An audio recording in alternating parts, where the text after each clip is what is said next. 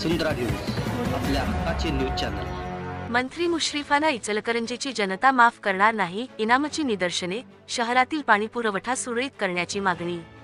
इचलकरंजी शहरासाठी 2020 साली मंजूर झालेल्या सुळकूट पाणी योजनेची अद्याप अंमलबजावणी न झाल्यामुळे नागरिकांमध्ये तीव्र संताप आहे। त्यातच मार्च 27 रोजी उपमुख्यमंत्री अजित पवार यांच्या दौऱ्यात मंत्री हसन मुश्रीफ यांनी सदर योजना फिजिबल नसल्याचे वक्तव्य केल्यानंतर नागरिकांमध्ये रोष निर्माण झाला आहे। या वक्तव्याचा निषेधार्थ इचलकरंजी नागरिक मंचने आज महात्मा गांधी पुतळा येथे जोरदार निदर्शने केली।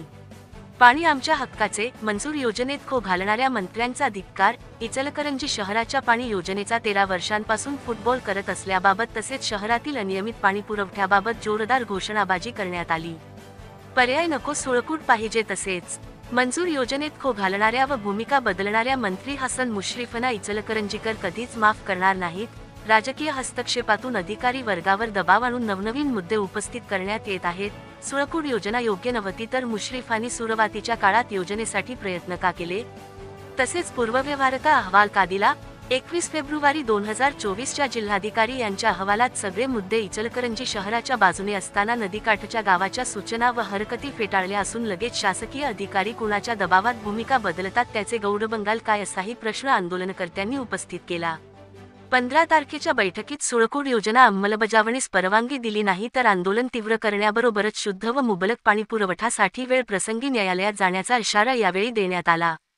आंदोलनात प्रसाद कुलकर्णी, उमेश पाटील, शशांक बावचकर, डॉक्टर सुप्रिया माने, सुषमा साळुंखे, रुपाली माळी, अमित बियाणी, सुनील बारवाडे, राज कोन्नूर, उदयसिंग निंबाळकर, अरुण बांगड, संभाजी सूर्यवंशी, अमोल ढवळे, राम आडकी, बाळू भंडारी, दीपक काणे, दीपक अग्रवाल, सुधीर मुचंडी, धनंजय सातपुते, अरुण हजारे, रवी बुगड, प्रकाश सुतार, उत्तम बुगड, विजय कांबळे, अनिल पोते, सतेश आमणे, धनंजय सातपुते, रियाज कोतवाल, दीपक लाटणे, अमोल मोरे, अमित पटवा, पंकज कोळी, अरिहंत पटवा, राजेश बांगड, अभिजित पटवा उपस्थित होते। चॅनेलला सबस्क्राइब करा आणि परिसरातील ताज्या घडामोडी सर्वात आधी बघण्यासाठी बेल आयकॉनला क्लिक करा।